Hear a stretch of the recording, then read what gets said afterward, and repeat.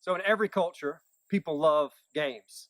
We love to play games. We love word games. We love card games, athletic games. If I were to sit down at a table with you and dealt you 7 cards pretty quickly, you'd probably ask, well, what game are we playing? And in cards, we have to realize that, the name of the game is dictated by the rules of the game. If we're playing gin, it's very different than Go Fish, but you can play both games with 7 cards.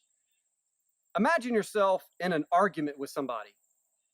That you're in an argument, I'm trying to make the point that I believe of how something is right, and you're trying to make the point of how you're right. And people are arguing and having a disagreement back and forth on what they see to be right. You see, ever since the fall, when Adam and Eve ate of the tree of the knowledge of good and evil, mankind has learned to play by the rules of what is right and what is wrong. But then Jesus comes onto the scene, and he pulls his disciples aside one day, and he says, "This new command I give you, the command that I'm giving you is that you love one another." It's no longer that you're trying to live life by the rules of right and wrong. It's about living life according to how Jesus says play it, and that's to love. So now imagine yourself in this place of being in an argument or a disagreement, and instead of trying to argue your point and convince the other person you're right, what if you actually played by Jesus' rules and you paused in the middle of that discussion or that disagreement, and you asked him in a prayer, "Lord, I don't know what love looks like in this moment. Show me. Show me what love looks like in this moment and teach me how to play by your rules, because new rules means a new game, and the new rules lead us to a new life." And so the reality is, as we embrace Jesus and his teaching, we get to experience a life that he came to bring. And he said, "I came that you might have life in abundance." This spiritual life that I have waiting for you, it has a whole new set of rules, and you and I get to step into them.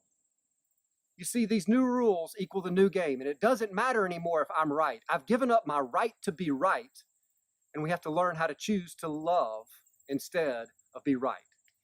You see, there's an authenticity of what we see in Jesus on the cross, that he found himself before this group of people that were judging him, and he was convicted of this crime that he did not commit, but Jesus chose to die on your behalf and my behalf. He chose to be whipped and to have nails pierce his hands and his feet.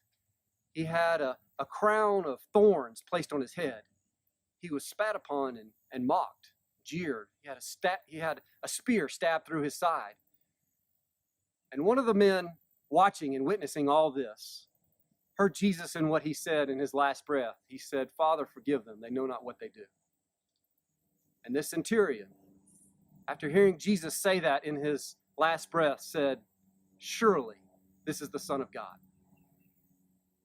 How does the Son of God want to reveal himself in you and in me as we choose to live by his new rules and step into his new life? He lived by different rules than man had ever seen. And he's inviting you and I to change the rules we live by. You see, we can't do it on our own. He empowers us by his Spirit to love as he does. When Paul looks at this group of Ephesians, and he writes this letter to the Ephesians church, he's commending them for the faith that they have in Jesus Christ and their love for all the saints. This is what Paul looks at and sees, and he's commending them for, that these people are playing by these new rules and they're experiencing this new life. And he says, "I can't stop praying for you," as he's so excited about what he's seeing the fruit of their life be.